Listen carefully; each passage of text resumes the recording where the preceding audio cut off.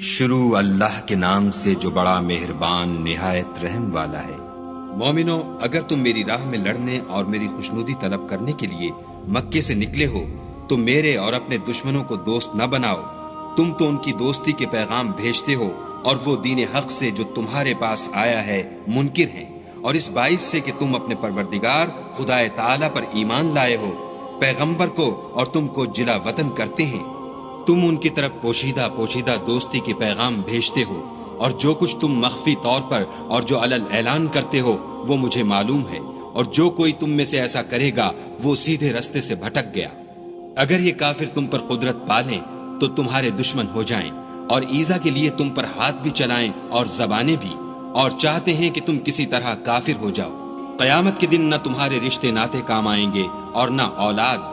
اس روز وہی تم میں فیصلہ کرے گا، اور جو کچھ تم کرتے ہو خدا اس کو دیکھتا ہے۔